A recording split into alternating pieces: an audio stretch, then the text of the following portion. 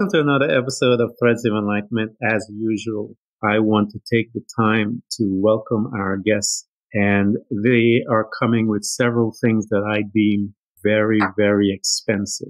First is their time. Time is a commodity that is so expensive. Much of us, we have wasted it, but it is never too late. And I want to thank Tracy for coming with her precious time to spend it here with us. The other is her journey, that precious, precious space that is her. She is here to share with us and open us to that so that we can learn from her and become better human spirits. Tracy, I thank you so much for coming to Threads of Enlightenment. I am thrilled to be here. Thank you so much for having me. It's an honor. It truly is. And I love all the work that you're doing in the world. It's so necessary. And I appreciate having this platform just to kind of share a little bit about myself and the work that comes through me, because it isn't me. You know, it's the work is called Transmosis. And it's like, I was working with someone, gosh, maybe back in the 90s. I was doing Reiki or something with her in Colorado where I lived. And I had my hands on her torso. And I heard the word transmosis. And I'm like, I wonder what that means. So I wrote it down. I had a little whiteboard behind me. And I asked all of these people. I asked channelers. I asked everybody, what does this mean? And nobody could or would tell me. So I started researching like transformation and osmosis and what could it mean. And so finally I thought about it and I go, I'm just going to ask spirit. Yeah. Spirit is the word. So what does it mean? And this is what I got. Transmosis, an unconscious transfer and assimilation of higher energies to raise the recipient's energy to equal the source energy. I don't talk like that. So that's how I knew it came from source. It came from spirit. And I guess what happens is it's not me, but we call in 100% pure divine light. And one day I was driving to work and I heard, call Vicky. And I'm like, no, I'm not calling Vicky, whatever. And and it happened repeatedly. So finally I listened. And when I did call Vicky, she's this woman who apparently did energy clearings, and I did not know that. I had been to her home before. This is in Niwater, Boulder, Colorado. So I called, and her outgoing message said, hi, friends, we're out camping. If you want an energy clearing, call Jean. So I was like, okay. So I called Jean, and I had an energy clearing. And I realized, oh gosh, Jean and Vicky are giving structure to what I do naturally. So naturally, and I've studied all these energy work modalities. I just am aligned with it. I like it. And I'll do anything. I was always in quality, like process improvement. So it's like improving the human being, improving myself, improving any kind of a wound that I may have so that I can be the best human being that I can be. Yeah. So when I had the clearing and I realized that they gave structure to what I do naturally, I had to find out more. And it was a course called Spirit Mending or Multidimensional Body Balancing. And myself and probably 6 other women were chosen. We had to interview to take this class. And I'd never had to interview to take an energy. But I'm really That's fascinating. You have to have a certain level of experience and clarity because it's very sacred. And I'm not tooting my own horn. It's just very sacred. So when I was laying on the bodywork table, Vicky kind of paused. And I'm like, what's going on? Because she called in 100% pure divine light. And she goes, oh, I'm just waiting for the change of the guards. So I always thought I was working with high vibe, but apparently, things can be tricky. So she waited for the team to replace themselves. And so that's the thing I really want to call forth to everyone.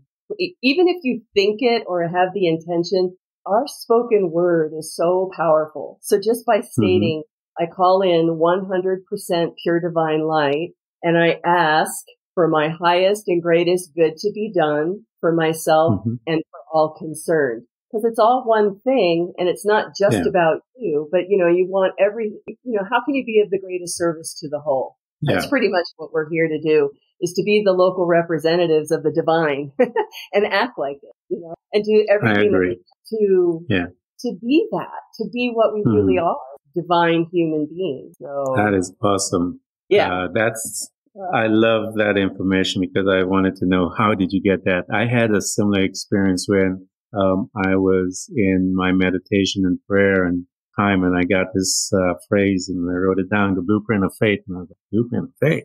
What are you talking about? And it was not until about 4 or 5 years later that it came out of a book. I thought it would be something else, and I wrote a book entitled The Blueprint of Faith, and basically the belief system of the human being, how it is powerful, and everyone believes, including the atheists have a belief. So it is that system that we do, and what we do with it will dictate how we live. So I want you to go back, Tracy, as to when you were this young girl. Mom and dad kissed you. They brought you in from the hospital and they put you into the crib in the room, got everything painted and everything, and you're here. I want you to talk to us about your family life, because this is where we begin. This is where the programming starts, when people began to deposit into our human spirit and our belief system information that we then perceive it, accept it. How we accept it sometimes will cause a trauma, and that trauma will guide us, cause us to live certain ways, and so forth. So talk to us about your upbringing. How was that? Well, I thought it was. I was born in Washington, D.C., and I was raised in Northern Virginia. And my mother had 2 other sisters and a brother, and my father had a brother and a sister. So we all lived in the metropolitan area, Washington, D.C., Maryland, Virginia. Yeah. And we all kind of hung out. Like, my cousins were my friends. My mother's sisters were very close. And so all of us cousins used to hang out. And it's interesting when you say that. I have a younger sister. She's 3 years younger. And I think my mom stayed home while my dad went to work as a mortgage banker for a company called Weaver Brothers. Yeah. And then we made the big move from Springfield, Virginia to Annandale, Virginia, into this neighborhood called Camelot. And people thought we were wealthy, and we weren't. But maybe because we went into debt and bought a bigger house, kind of a thing. I don't know. I think that's what happened. So regular life, I mean, I remember having, I'm going to turn my phone into airplane mode so it doesn't interfere with our broadcast. That's what. For one, I think that the wounding was, I remember, this is weird, but I remember being 2 years old. And I remember trying to figure out on one of those shoes that teach you how to tie your shoe. Yeah. Like how to tie a knot. And I remember getting so excited because I finally did it. I figured it out. I remember going into the kitchen and telling my mom, who was busy cooking dinner. And she says, "Oh, that's really great. Can you do it again?" And I was like, "Oh." And I kind of like that. I couldn't figure out how I did it. And I went back. So to me, in that experience, in that memory, when you ask that question, it's like, okay, I've always depended on myself. And why would that be? And I it's like I would say that I have trust issues, that I don't trust that anyone's going to take care of me. And really the only being or energy that can care for us is the divine. And so I'm like 5 years old. My sister and I are sharing a bedroom. We have twin beds in Springfield, Virginia there before we moved to the big house. And I guess when I was sleeping, I went like this and I ran my arm and I had a little guppy in a bowl. And it fell to the floor and I'm screaming, "Oh!" And this is in the middle of the night. So my parents come running in and everybody's trying to find a beige guppy against a beige floor in the middle of the night. And it died and I felt horrible. So I remember that we buried it in the backyard and had little popsicle sticks for a cross. And I don't know I don't know how I did this. So I must have always been connected with a memory to the divine. Yeah. But I snuck, I guess, because how would a little kid who's 5 years old get up in the middle of the night? And I went into the kitchen and I remember looking out the window and I saw this beam of light and it was like a full moon. And I think I remember, we talk about belief systems, that Jesus carried my fish up to heaven.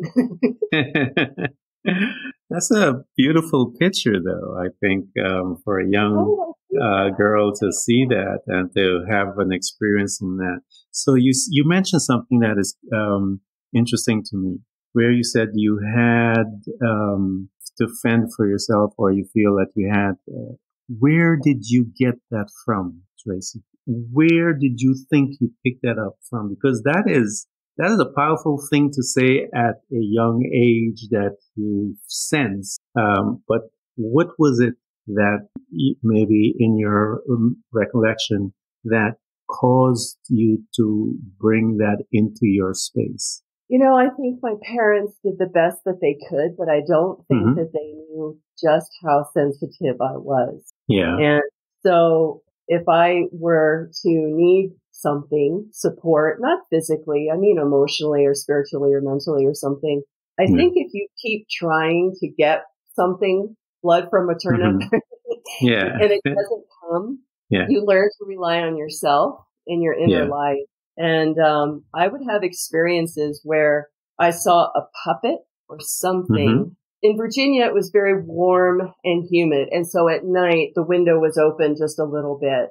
And I remember laying in my bed and looking at my window and then seeing a puppet or something come up. And I tried to scream because I was so afraid.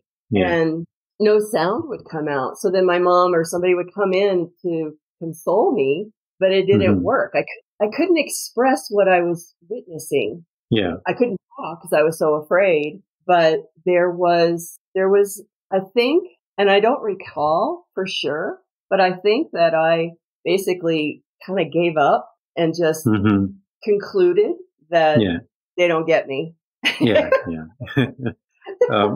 think I always say to people, and I believe it, and like I said in the onset, until someone shows me, I'm going to live with it. I think life is a series of agreements that we make to ourselves, and we start with those things. It's an internal agreement, and it comes about as a result of an act. Something happens, and then we will say it within ourselves. And a lot of people, we're looking around. We could be in a crowd of people, and we made that agreement within ourselves. And sometimes it's shutting down a relationship. Sometimes it's all kinds of things. Once we make that decision, and I tell folks that it becomes our statement of faith, meaning that we believe it. We now took ownership of it. And when we take ownership of things we say, because like you said, the words, power of the words is very, very, very, very serious thing, because it can heal or it can damage. And so when we have that knowledge and we make that agreement with ourselves, we then do the things necessary to make that agreement real, reality. And so, here you are, this young girl making this agreement saying, okay, I get it. I'm here. So how did she now begin to relate to the world, the other entities, the other bodies outside of your family? Meaning, you said your cousins, but when you got into school, how did you relate to those individual? Being sensitive, number one, and having made that agreement that I'm going to do this on my own. Well, when I lived in Springfield, I had a best friend, Charlene. We would just play outside all the time. So nature was very important. I came alive in nature. I remember collecting box turtles. I must have had 9 of them. And I built like a little fort for them. And we had this beautiful wooded backyard.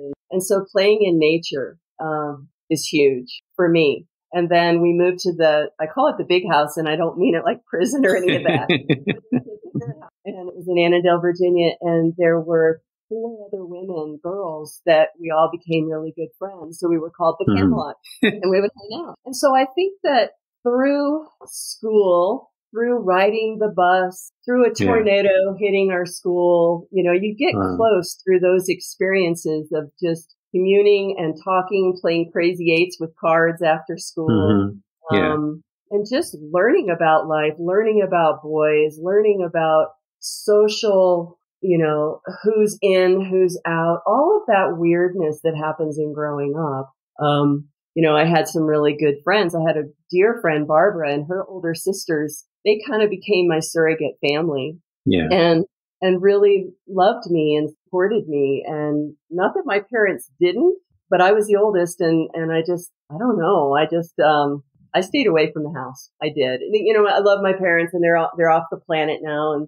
And looking back, they were functioning alcoholics. So no wonder it was weird. Yeah. You don't know. And then I remember being 18 and going to an Al-Anon meeting because I had a boyfriend who was an alcoholic, and I wanted to learn about it. So my cousin and I went, and we learned a lot about our family. And I thought, oh my gosh, why does my mom drink? Doesn't she see her sister is pretty much a raging alcoholic? So there's all that dysfunction that can happen in a family that you think is normal, and then you realize it isn't. And that there are other families that don't do that. And so like you said about those conclusions, you think that your family's great and perfect and they're lenient, so I have it great. When in fact, they just were neglectful in a sense. Yeah. They weren't real active in curiosity about me. But then again, like you said, our parents are wounded, and they did the best they could and all of that. So I learned a lot. I learned a lot outside the family as well as within the family. As you are noticing, and you notice these things within your family, because I think they're ancestral things that travel through a family. And there's always the opportunity, there's always one that will rise up against that and to change that paradigm that is walking through the family. There's always the opportunity for one. And I love the fact that in all the mess that in the family, there will be someone, Tracy, that will stand up and say, no, this is going to be different. I am going to be and create a new paradigm within that family genes. Talk to me as you begin to move forward from there. You've gained much friends, and this girl is blossoming, and you are in high school. Times are good. You're walking into college now. What, as you're heading that route, because you're going to college, you're now you're being put in a situation where you have to begin to investigate your life as to what do I want to do? Where do I want to go? How were you looking at yourself at that space, and why did you pick where you ended up as far as your education is? I ended up going to college with my best friend, and we went down to Old Dominion University in Norfolk, Virginia. And I originally wanted to be a journalist, and then I wanted to be a marine biologist. And, it was all over the map. And I couldn't really do oceanography, which would have been really interesting because I am so fair. I just would have burned up out there on the water. And then the journalist thing, I guess it was more, and then I did become a writer. So I was following my inner urges. I was very interested there was a 400 level dream course, and I was just a freshman. I didn't know enough to know that you had to, go through all the years, first year, second year, third year, fourth year. And so I've always noticed that I've been interested in the mysteries, the invisible. And I went there for 2 years, and I would say that I was extremely uncomfortable, extremely self-conscious, and just trying to find my way. It was really, really uncomfortable. And then I came home after 2 years of undergrad work there and got a job at Xerox. My godmother worked at Xerox, and I thought, okay, I got my corporate job. This is great. Well, I started to conform. And, socially I get along. I get along. I can relate even if I'm in corporate America, but it was very, very stressful. And, so I worked at Xerox for 9 years and, was always studying a Course in Miracles on the side, energy work on the side. So my whole life was on the side. Yeah. So you have this, you have this awareness. I love that because we all do it, Tracy. We all buy into that conformity and the programming of that, because to step out of it, they tell us you can't do it. It's just fear-based. They pound that in us that you got to stay in this 9 to 5. You got anything outside of that. How are you going to live? How are you going to do this? And so they program us. And so we do our side thing where we study as we are in this arena that is designed to be a pressure cooker to break people, to drive people to drink. There's all kinds of stuff in there. You body shame yourself. There's a wonderful place to be if you want to lose your mind. So here you are. You're recognizing these things, and you're feeling because when you are exposed to that, Tracy, when you're exposed to the spiritual aspect of it, when you're not there, it's very uncomfortable. So talk to me about that uncomfortness that you're doing, because I know how it feels. And it doesn't matter what you achieve. There's this nagging thing there that is just sitting there. So talk to me as to how did you manage your life and with your side studying, as we are saying, and progressing in corporate America? Well, in Annandale, there was a woman named Diet. She's off the planet now. And I look back, and she was my first teacher. She rubbed my feet. She did reflexology on my feet. And I was like, oh, this is nice. And she was the one that had a Course in Miracles group at her house every Sunday night. And if you've ever studied A Course in Miracles, it's kind of like spiritual psychotherapy, and your ego gets demolished, and it really changes you. And so to be out in the world doing all those ego-based things, and then to be able to come there and really elicit the truth of what really is, it does something to you. It changes you. And Diet suggested I take Reiki. I'm like, okay. So this was a long time ago. This was like in 83, and I took Reiki 1. So I fortunately had a guide in my life, not even consciously knowing it at the time. And we studied, it's Jerry Jampolsky's work out of California. I was in a person-to-person program working with people who had families of terminally ill people. And we were in the person-to-person program, so we were learning how to facilitate and being there to support someone who's going through that as a caregiver. Yeah. And during that time, my father passed away. And one of the lessons is death need not be viewed as fearful. And a week before that, my father passed, I had a dream about Pegasus, a flying horse. The horse. And I remember telling the facilitator of our program about that. And she thought, tell me more. This is very important, la, la, la. And then a week later, my father passed away. And then I had to teach that week the facilitator course of death need not be viewed as fearful. And I noticed all of the people in my little group were very silent. Like they were very honoring of my feelings. And I was like, finally, I just had to say, come on, guys, death need not be viewed as fearful. You don't have to be quiet and worry about me. So I was always taking care of myself in that way as I look back on it. And there's a lot of inner growth that happens when you experience a lot of death. And I experienced my guppy. I experienced my friend who committed suicide when I was in college. I experienced my other friend who passed in a car accident. So there's just, an onslaught. There was just an onslaught of death. And why that is, I don't know, but I learned about it early in life. And it causes you to weep. You're looking at your mortality, and you're beginning to ask those questions as to why and how.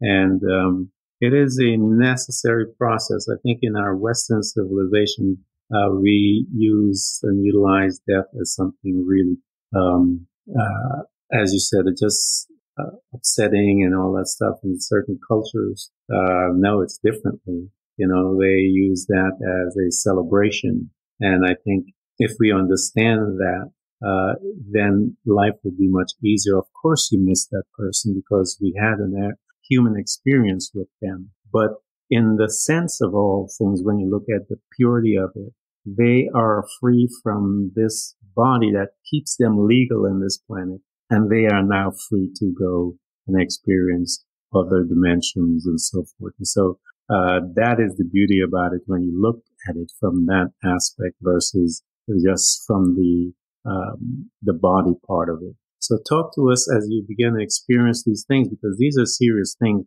There's much trauma that you can bring into your space from the death being more coming on and not understanding it and just internalizing some of those things. Talk to us as to what, as you began to experience through the classes, the Reiki, again, taking this stuff in the 80s, man, Reiki at the time, you were operating as like a witch doctor. Talk to me as to how did you begin to incorporate that aspect of the Reiki and the spiritual aspect of your life into your living, and then having to face, because I know you had to come to face with this corporate world and where your heart is pulling you.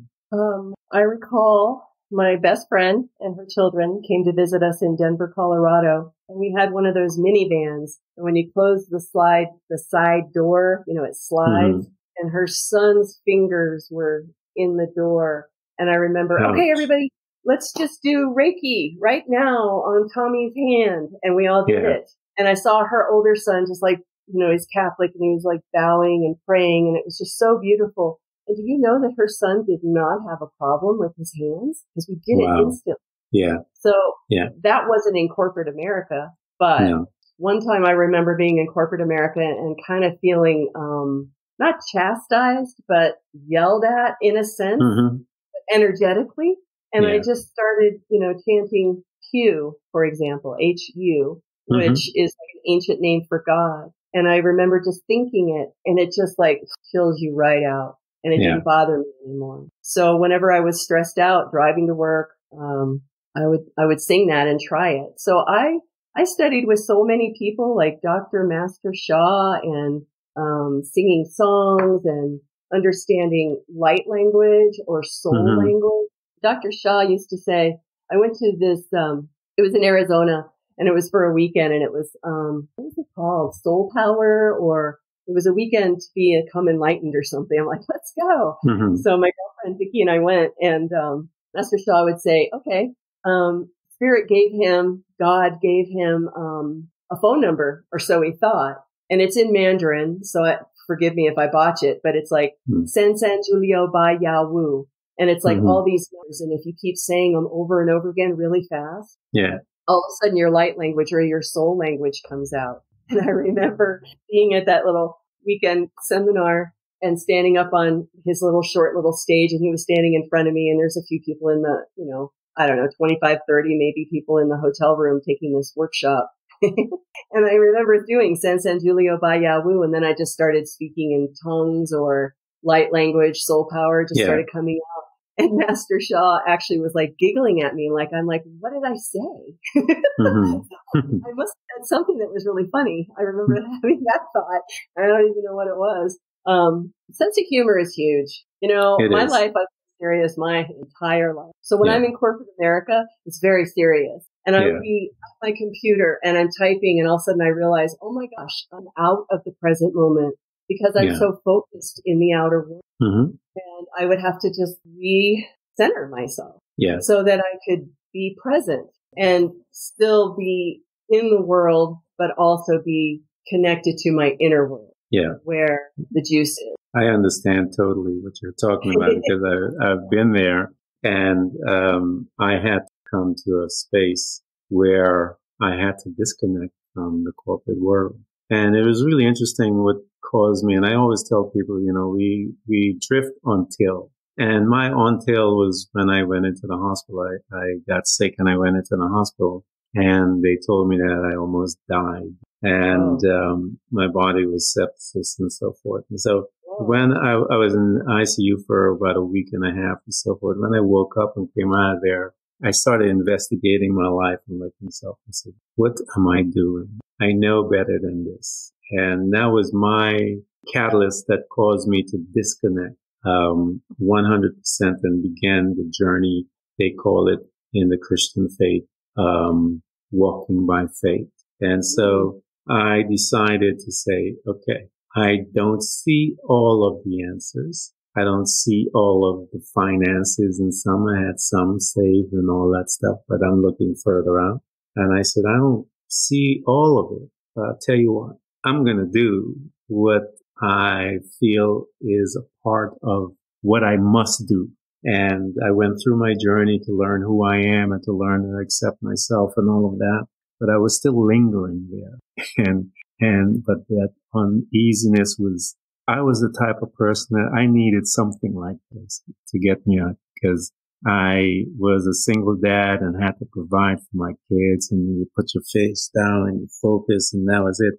And I needed an incident until to that drastic level, because I wouldn't have paid attention. Once I received it, got shaped up in back into my true senses, I then began to move, because it does take courage. You have to unhook from all the fearful things that they tell you that you can't make it outside of them. And I am here to show them that that's not the case. And so that's where the birth of Threads of Enlightenment came in, and all that type of stuff. I began to do those things that were on my heart. So talk to me as to when you had your visitation, because you're still dabbling back and forth.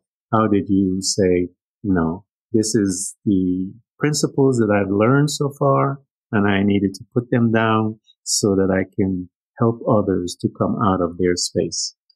During COVID, I worked for a company called the Chi, CHI, the ChiCenter.com. So it was closer. It was still working for someone, but it was closer because it was in alignment with Qigong. It was in alignment with, and when my body freaked out, because when you're doing computer work consistently, and I was helping them do customer service, and it was 24/7 because I was just one person, and oftentimes they would put out an email and then people would have a million questions. And long story short, Master Mingtong did what was called a mastermind, and it was almost like it was intense. And my eye started being really strained. This was in February of 2020.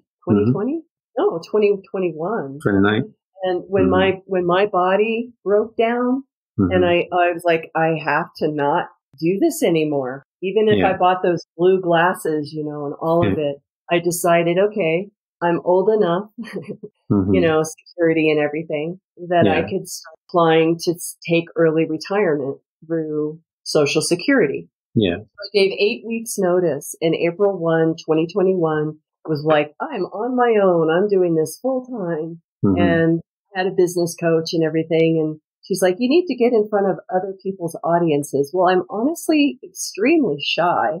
I can act like I can do this. I am really shy, and I'm getting better at it the more I talk about it. And so I decided, because of my body was freaking out and couldn't do it anymore.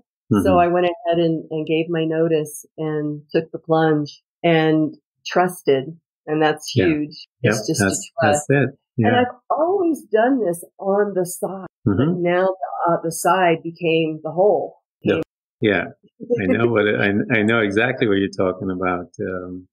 That's why I ask you, because I know it happened to me, and I know it must happen to you as well. Something made that transition, and the COVID pandemic, I think, was. I know I say this with all humbleness and understanding that many people died, but I believe it was something for a reset for mankind. And I believe the collective it was a needed thing, because a lot of people were pregnant, and had this not happened, their pregnancy may have been aborted, like yours. You were pregnant with something, but we were taught and programmed to connect and stay connected. And because of that onset, I cannot tell you the amount of people that I've interviewed that most of their current business and programs and books and all that stuff came as a result of COVID. People were pregnant, Tracy, and they had to disconnect. And this was the opportunity that was afforded all of us to reevaluate what is important to your human experience as a spirit. What is it do you desire? What are all? That's why you're seeing this massive migration away from work and corporate field, because the people are making the decision that, wait a minute, I think I am a little more important and valuable than how they were looking at me. And I'm pregnant with something and I want to give birth. So here you are, you have came out of this pregnancy and you gave birth to this child. Now talk to me, because that title, you told us how you got it. So how did you incorporate it and realize that all those years you were given that, and it was time for you to put that into a format by which you can then service and become a servant to someone? As you said, that woman was rubbing your feet. She was serving you. So talk to me about that. There is a beautiful woman down in Albuquerque, New Mexico, who owns a company called Resonant Essentials. And the business coach said, her name is Barbara. She said, you and Michelle need to have an interview online. And so I had never done that before. So Michelle came up here to Santa Fe. It's an hour drive. And I gave her a Transmosis healing session. And she's someone who sees very, very deeply. And she saw that I was the real deal, if you will. Yeah. And so she said, okay, we're going to do an interview next week and we'll see what happens. I'm like, okay. So a week later, we did a Zoom interview. And during the interview, she said, so basically I got wrangled in, which is a blessing and a half, to work at her place for their psychic affair. And so it was the first time I'd done a psychic fair in a really long time. Being super sensitive, it's kind of difficult to be around all that energy. It's kind of frenetic and everything. But there's this little healing space in the back of her big open space. So I had a full clientele of like, $20 for 20 minutes, and all these people had it. And Michelle was the one that called it Transmosis Healing. See, I wanted to call it just Transmosis Energy, Transmosis. But right before I wanted to go get the URL, a cybersecurity company had already pulled that name. It's like, really? So, and I have a beautiful graphic artist, and he called it Power of Transmosis Healing, which is really nice. And so I honestly am a vehicle of 100% pure divine light. And the clients would tell me what they want to work on physically, emotionally, mentally, spiritually, because I would ask them. Yeah. And then I have a map, which is basically one piece of paper, 8.5 by 11, that has lots of words on it, which is basically a summary of everything that I learned through the multidimensional body balancing and more. And I call in the person of 100% pure divine light. I ask for their highest and greatest good to be done for themselves and for all concerned. And then I ask the divine to show me what is in their highest and greatest good. So then I use applied kinesiology, muscle testing, and asking the truth. And then I muscle test all the words on my map. And then when I get together with the person, we discuss what they want to work on. We discuss what I got for them. And then we basically call in their guides and my guides of 100% pure divine light. And then I ask to be shown. And then I share through my one voice. It's not me, but I share what is in their highest and greatest good. And it may or may not be on their list or my list, but it sure gives us a roadmap. And when you talked about ancestry, oh my gosh, everyone's issue is ancestry, the DNA, things from the past, because energies get stuck. Yes. They get stuck in the past. And so it's very important, we always want to be present, but yet we've got all of this experience behind us, let alone, let's say, past lives, let alone our DNA from our ancestors. So we clear on the mother side of the family or the father side of the family, however many generations back. And just through the light clearing, the light meaning the violet consuming flame or the purple transmuting flame.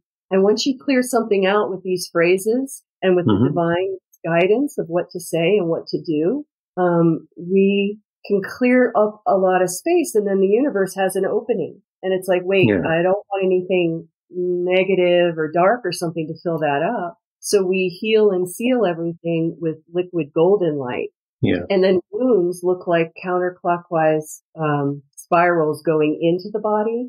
And like if someone's life took on a downward spiral, it makes sense. It's like a wound that just needs to be cleaned up and removed. And then we heal and seal it with liquid golden light. And then we activate upward spirals. We return the person to their current divine blueprint. Because most of the times we're born with the blueprint, our DNA patterning, but through our life experience, we upgrade. We clear things out. And so we always like pull people back to their current divine blueprint. So it's very sacred. And through the work that I've done, what I'd like to do is to be able to teach this, because I want to heal the world, but not really. You know, I want to empower the world. So each and every person can connect to their inner realms and they can do this for themselves. It's kind of like when you contemplate or meditate in the morning. Well, you call in 100% pure divine light and you ask for your highest and greatest good. And then you just use your intuition, your imagination. You connect to the divine part of you. There's a part of you, whether you're conscious of it or not, that knows exactly what to do. And so if you can take a leap of faith and connect to that part that does know what to do and just go with the flow and clear yourself. It's spiritual hygiene. It's like brushing your teeth, but it's your energy. And oftentimes our energies that get stuck in the past, they have life too, and they want to keep living. So when you clean them up and transmute them, then they can go on living in their evolutionary phase. It's just a different way of looking at things. Well, because we are energy, we are housed in this body. I mean, this body, when we leave this body, the body is not who we are. I mean, it's just a house. It's a container that holds us and give us a form that you and I can touch and hold and all of that stuff because we are having this human experience. But again, when that body is no longer needed and we move on to that next plane and we then can travel way beyond, but the DNA, we just focus on the DNA of the physical body, but there's a DNA within the spiritual body. And that is the stuff that is what you guys are working on, that we all are called to work on in order for us to become a truly, I call it, we become a human spirit, a mature human spirit, an enlightened one that walks and operates from the space of love, one that is empathetic, one that is patient with someone that is not at that level at that time. All of these things come out of the spiritual realm by which we then can use and operate in the natural to bring peace to someone else's space. I had this revelation when I was going through my journey, Tracy, that I'm one of a kind, and my friends and family would hear me say it all the time. And it was important for me as I was going through my journey to bring that to my attention because I was suffering from the less than. But as I move through my journey and go into life and so forth, I realized that revelation was even more powerful than that. What it caused me to now have the responsibility that when I meet someone, every single person on this planet is an endangered species. And because of that, I have to speak to them with honor and with a different approach. I had to learn it first. And once I learned it personally, then when I see you, I know for a fact that once you are gone, your eye retina that people use to identify you, your fingerprints, your voice, all your face recognition, all of that is leaving with you once you leave. And so I must always honor that person that is in front of me that I'm speaking with because they are an endangered species. And so when you have those people that are coming as you come through your teaching and you're now serving, I approach that in mind that I am dealing with something special and I want them to feel that way. Those of you guys that have been listening to this conversation, I love what Tracy said. She says she wants to heal the world, but she wants to do more than that. She wants to teach the world. And so I want you guys to get in touch with her, get into her space, man.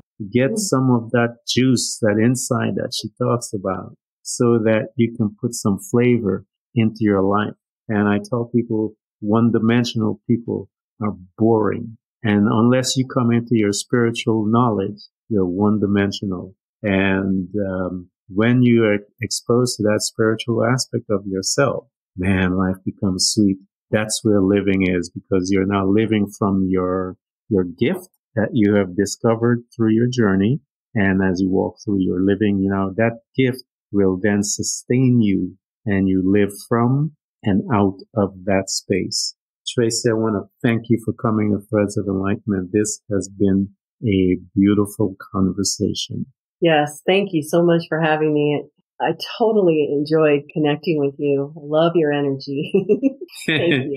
Thank you so much. Thank you.